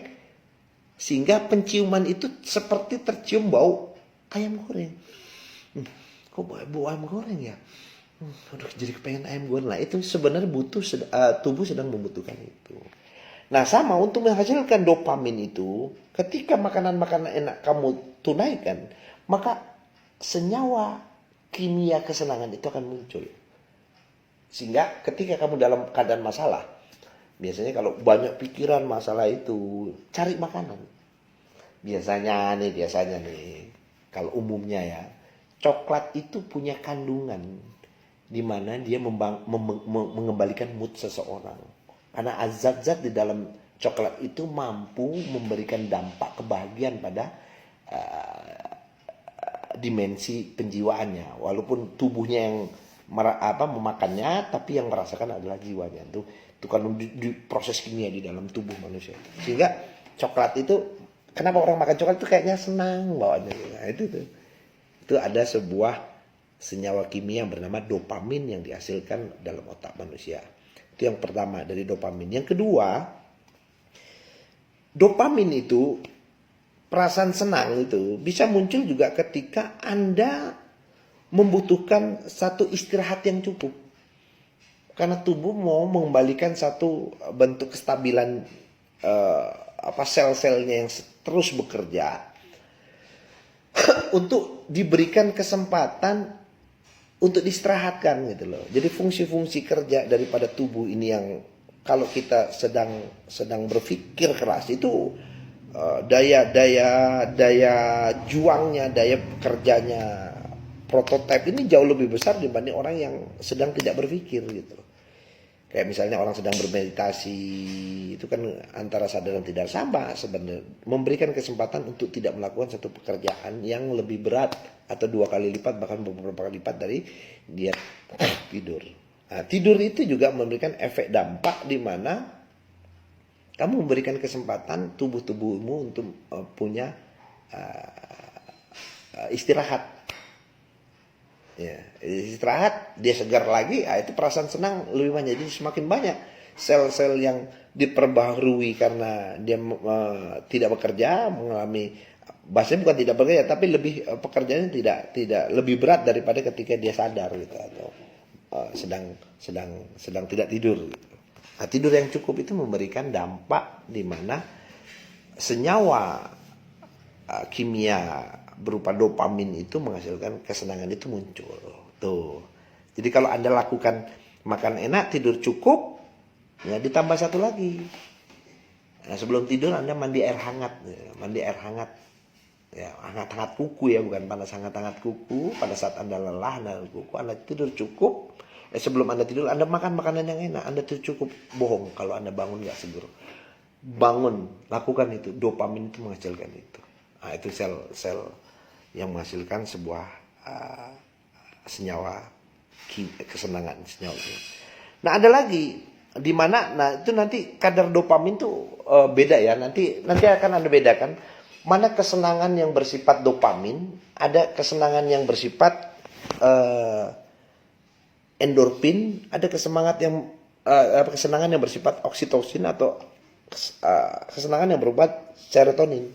Nanti akan Anda kenal perbedaan-perbedaan itu, kesenangannya beda-beda tuh. Kadang-kadang Anda bilang, kenapa ya bro, kok tiba-tiba gue seneng tanpa sebab-sebab tertentu. Nah, itu masuk apa tuh? Masuk dopamin, endorfin, serotonin, atau oksitosin. Nah, dari penjelasan ini Anda bisa membedakan nanti perbedaannya bagaimana gitu. Nah, ini fungsi untuk check balance ya, check and balance ketika kamu jiwa itu mengalami satu dropping atau mengalami satu kesulitan yang kamu nggak tahu harus berbuat apa. Ini dimensi kejiwaan semua nih. Yang kedua kita ambil namanya senyawa kimia kesenangan atau kebahagiaan itu berupa serotonin. Serotonin ini dihasilkan itu karena mencari sebuah kesetimbangan yang dimana jiwa ketika mengalami kesetimbangan dia tenang tuh. Kalau dia mengalami kesetimbangan dia tenang, dan itu juga mendapatkan satu kebahagiaan. Kalau tenang itu kan rasanya bahagia aja gitu, tanpa sebab juga tenang tuh. Nah, biasanya yang Anda lakukan untuk menghasilkan sebuah senyawa serotonin, senyawa kimia serotonin kebahagiaan ini, yang Anda lakukan tuh biasanya beribadah atau berdoa. Ini kembali ke ibadah, terserah ya, saya nggak jadikan ukuran ibadah mau sholat kayak mau ke gereja kayak mau ke pura, terserah, pokoknya ibadah atau berdoa atau mendekatkan diri dari sang pencipta dalam dimensi objek, gitulah. Jadi misalnya Tuhan, aku kepengen ini, ya itu berbicara, berdiskusi atau bahkan berdoa dengan dia atau mendekatkan diri dengan dia dengan cara ibadahnya masing-masing. Silakan aja yang mana. Orang agama silakan, yang kamu yang sudah mengerti tentang hukumnya Tuhan ya itu untuk mendapatkan serotonin itu kamu lakukan yang namanya beribadah atau berdoa. Nah, kalau ibadah kan kita sudah tahu kan masing-masing ya. Saya generalnya saya silakan aja ibadah itu yang bagaimana menurut agamanya dan kepercayaan masing-masing. Nah dimensi ini saya bicara dimensi universal ya. Nah ini untuk mendapatkan yang namanya stabilitas atau stabil kesetimbangan daripada mood seseorang itu untuk menghasilkan satu kebahagiaan. Mood, mengembalikan mood. Ya, biasanya baca Quran kah atau ibadah kah, terus mengingat ayat-ayatnya Tuhan kah, atau berdoa kah, gitu kan. Atau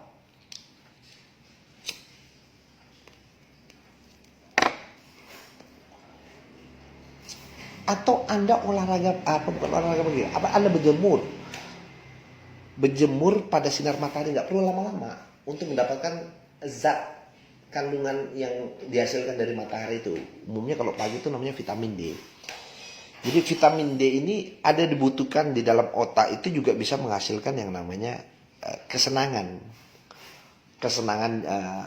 Satu kesenangan di dalam otak itu yang bisa kamu hasilkan dengan menyerap vitamin D alami gitu, bukan dari obat-obatan, vitamin D alami yang berasal dari matahari, penyerapan matahari atau berjemur lah bahasanya. Atau mungkin lu jalan-jalan pagi gitu lah katakanlah seperti itu. Ya bukan olahraga ya, jalan-jalan pagi itu coba aja Anda bayangkan dulu dari kecil kalau jalan-jalan pagi gitu kan, subuh jalan-jalan itu perasaan tuh senang gitu. Anda lakukan gitu. Anda udah jarang jalan-jalan pagi ya, begadang mulu malamnya, jadi jalan-jalan pagi jarang, jalan-jalan pagi aja. Yang penting terkena paparan sinar matahari, yang kita butuhkan adalah vitamin D, karena zat itu yang dibutuhkan oleh otak itu. Maka serotonin, senyawa kimia serotonin itu mengembalikan mood atau stabilitas kejiwaan seseorang, sehingga terjadinya kesetimbangan itu, mood itu dihasilkan atau mengembalikan moodnya deh gitulah, menstabilkan mood itu sehingga adanya satu perasaan senang. Salah satunya terpapar di matahari kalau pagi, atau Anda menikmati nuansa alam. Ya, Anda pergi ke alam, nikmati nuansa alam, ya, itu bermain dengan alam, dengan bunyian alam, kicauan burung, gemercik air dan segala macam, itu mengembalikan stabilitas mood itu. Dan perasaan senang itu yang dihasilkan oleh senyawa kimia yang bernama serotonin itu akan keluar itu. Nah, biasanya orang bekerja itu karena dia punya kesetresan yang tinggi, makanya Sabtu Minggu mereka mengajak keluarganya untuk pergi ke alam, yang fungsinya itu untuk mengembalikan mood. Ketika kembali Senin dia harus bekerja lagi dengan rutinitas yang sama. Nah, yang banyak didapatkan itu dari serotonin, senyawa kimia serotonin. Itu dihasilkan dengan cara seperti itu. Itu juga dimensi kebahagiaan. Terus kita kembali menuju kepada satu senyawa lagi yang bernama oksitosin. Senyawa oksitosin. Nah, biasanya oksitosin ini adalah hormonal, senyawa kimia yang berasal dari hormonnya manusia itu. Nah, hormon ini biasanya itu kita bisa dapatkan ketika kita punya permasalahan, ya. Kan sulit ini permasalahan, ini beban gitu. Dan itu tidak bisa kita pecahkan gitu. Karena pada hakikatnya kita ini bukan makhluk individu, makhluk sosial yang tidak bisa berdiri sendiri.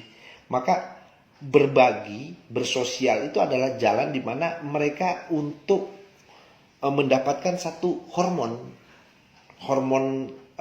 kesenangan dengan cara dia berkomunikasi atau curhat lah bahasanya, kalau kita itu curhat, gue masalahnya begini nih bro, gini itu beban, ada beban yang berat yang harus dia keluarkan gitu. Ya hukum ketetapan kan begitu, apa yang kamu makan harus kamu keluarin gitu, apa yang kamu minum juga harus dikeluarin. Ketetapan kalau kamu tahan itu sakit semua. Sama, permasalahan itu jangan kamu pendam. Kalau kamu pendam itu jadi bom waktu, kapan meledak kamu yang hancur gitu loh. Nanti kalau kamu pendam yang muncul prasangka. Bahkan ketika hancur pun kamu mati dalam keadaan emosi, marah dengan prasangka-prasangka yang kamu buat sendiri. Itu bahayanya tuh, dimensi kejiwaan itu kalau kamu nggak tahu bagaimana cara penanggulangannya. Ini saya kasih ilmu supaya Anda bisa bisa menyelesaikan permasalahan-permasalahan Anda sendiri, bagaimana how to serve yourself, how to fix yourself gitu, atau bagaimana menyembuhkan himself gitu kan, penyembuhan diri yang kamu lakukan dengan diri Anda sendiri gitu. Teknik-tekniknya saya kasih gambarannya. Ini hanya penggambaran kecil ya. Nah, sama masalah itu tidak boleh kamu pendam. Itu cuma menyebabkan hormon dalam diri Anda tuh terganggu, yang menyebabkan gak karu-karuan. Kalau kamu bisa lihat contoh hormonal yang terganggu, itu nyatanya terlihat pada diri perempuan. Pada saat dia datang menstruasi, itu hormonnya terganggu itu.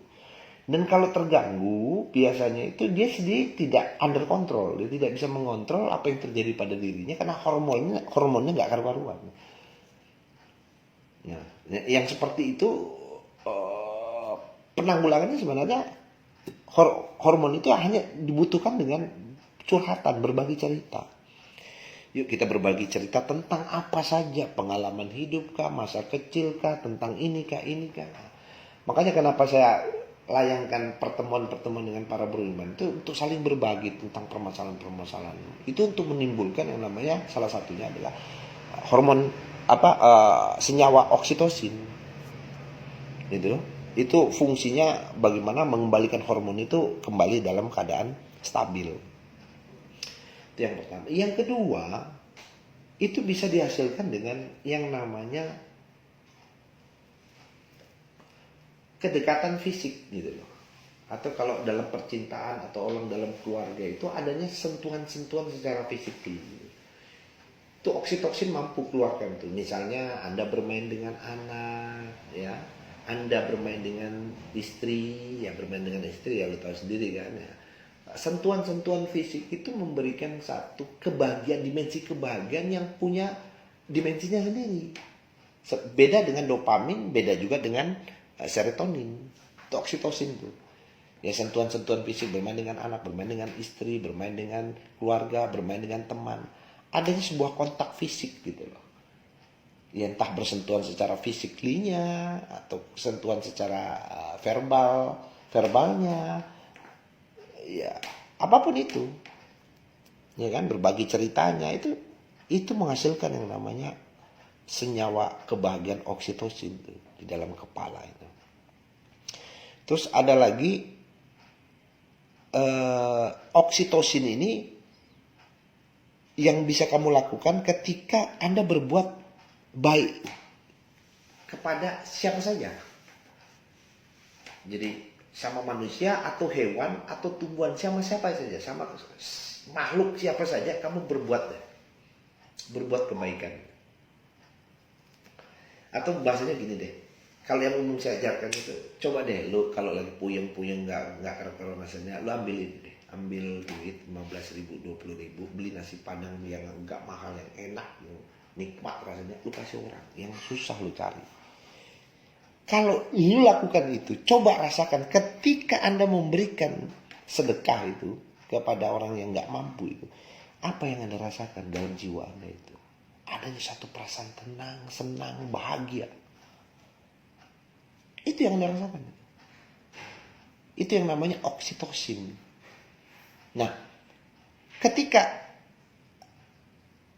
dalam kondisi apapun Anda bisa melakukan, dalam kondisi kesulitan apapun Anda punya satu formula yang dimana kesenangan itu akan tetap terjaga. Misal mood hilang, bisa Anda gunakan yang namanya serotonin. Ketika hormonalnya kamu terganggu, kamu bisa mengaktifkan oksitosinnya. Terus ketika kamu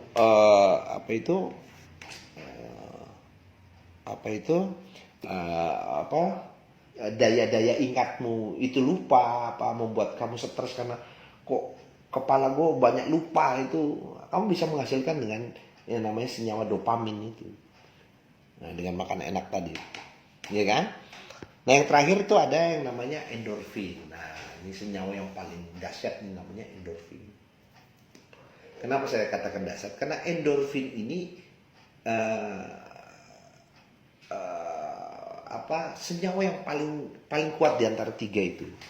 Yang katakan kuat itu cuman yang saya katakan lebih kuat itu karena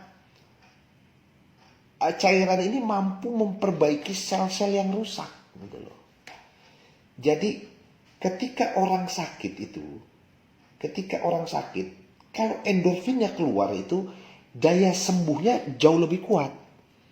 Jadi tanpa obat-obatan, ketika endorfin itu keluar, maka tubuh manusia itu akan mengalami percepatan dalam penyembuhan. Itu endorfin, ya kan? Nah, biasanya endorfin ini mengembalikan sel tubuh-tubuh yang rusak atau memperbaiki sel-sel tubuh yang rusak. Dia mampu tuh. Endorfin tuh, zat kimia endorfin tuh mampu menghasilkan itu. Jadi manusia itu selalu dalam keadaan segar bugar gitu. Karena selnya terbaharui terus. Nah, biasanya fungsi yang kegiatan yang harus kamu lakukan tuh untuk orang sehat ya, khusus untuk orang sehat, yaitu berolahraga. Maka endorfin itu akan keluar, walaupun olahraga itu tidak secara signifikan dia keluar ya. Biasanya ada tuh yang tertentu endorfin itu bisa keluar, tapi olahraga itu bagian daripada mampu mengeluarkan yang namanya endorfin. Itu yang pertama. Terus yang kedua, endorfin itu keluar ketika kamu mendengarkan satu frekuensi irama yang punya nada yang beraturan. Ya. Nada irama yang beraturan, atau lebih tepatnya ke musik ya. Cuma kadang kalau musik itu terlalu general, nanti musiknya macam-macam tuh. Biasanya musik yang menyenangkan gitu loh. Jadi setiap jiwa itu punya musik yang memang punya kesenangannya sendiri. Cuman begini, kalau secara musik itu metal dan segala, justru itu malah senang ya, memang senang. Endorfin juga keluar tapi nggak maksimal karena banyak gangguan juga, karena benturan dengan frekuensi nada naturalnya gitu. Yang paling bagus itu adalah nada musik alam gitu loh. Musik atau satu nada frekuensi yang selaras dengan alam.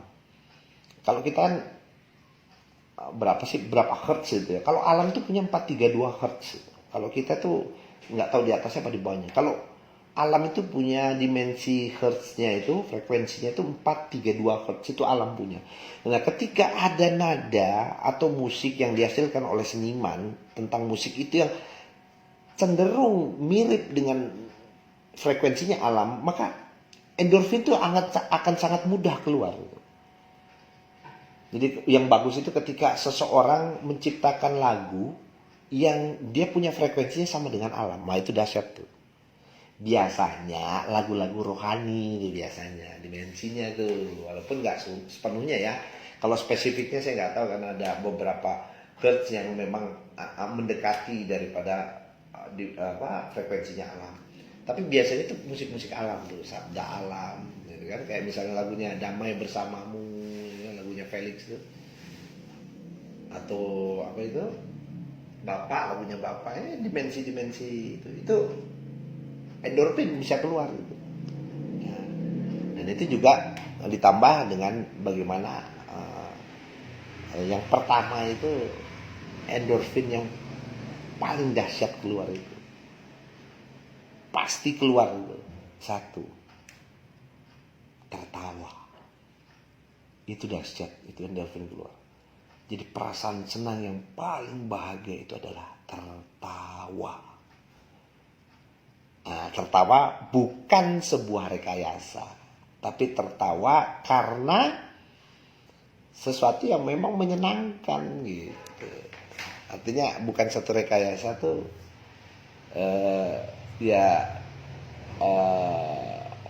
apa itu, ketawanya dipaksa gitu loh maksudnya. Tapi secara spontanitas. Nah, makanya banyak tanaman yang membuat bisa kita tertawa yang nanti menghasilkan satu endorfin, itu salah satunya tanaman ganja itu. Itu bagus itu sebenarnya, tapi itu kan tetap ada efek sampingnya kan. Artinya walaupun itu bagus, tetap ada efek samping. Yang tidak punya efek samping ya tertawa. Ketika Anda nonton lawak atau apa, itu endorfin keluar tuh sangat sangat cepat gitu. Dan itu mampu memperbaiki daripada sel-sel yang ada dalam tubuh kita. Nah, inilah 4 senyawa kimia yang secara garis besar ini yang saya bisa pahami dan mungkin sahabat-sahabat bisa pahami untuk dipakai ketika Anda mengalami satu kegundahan, kegelisahan dalam satu kejiwaan. Itu Anda bisa gunakan untuk mengembalikan kestabilan kejiwaan seseorang ketika dia memang dalam keadaan drop ya. Ya, jadi dopamin dengan beberapa cirinya tadi itu, terus oksitosin juga dengan beberapa ciri bagaimana menghasilkannya, serotonin dengan dopamin. 4 senyawa ini yang bisa mengembalikan kestabilan jiwa seseorang itu. Jadi mungkin ini informasi yang bisa saya berikan kepada sahabat untuk bisa menghadapi perjuangan kalian dalam menghadapi menjalani perjalanan kehidupan hari ini ya, dengan penanggulan yang sudah ada penggambaran di dalam senyawa otak. Ini saya dapatkan informasi ini hasil dari satu diskus dengan seorang pakar neuroscience ya, dokter sahabat saya dulu itu yang memang dulu sempat menyatakan dirinya sebagai seorang ateis, tapi akhirnya dianulir sendiri ateis, karena pada hakikatnya ternyata bukan ateis dalam tidak percaya pada Tuhan, tapi lebih kepada tidak percaya kepada Tuhan-Tuhan yang diciptakan oleh agama. Tapi ya bebaslah itu, sekarang dia mau ateis moga nggak ada urusan dengan saya. Intinya bahwa beginilah penggambaran daripada struktur otak yang mampu menghasilkan senyawa kimia untuk menghasilkan satu dimensi kebahagiaan. Jadi kurang lebih begitu para sahabat, saya ucapkan damai sejahtera, mudah-mudahan bisa dipahami. Salam.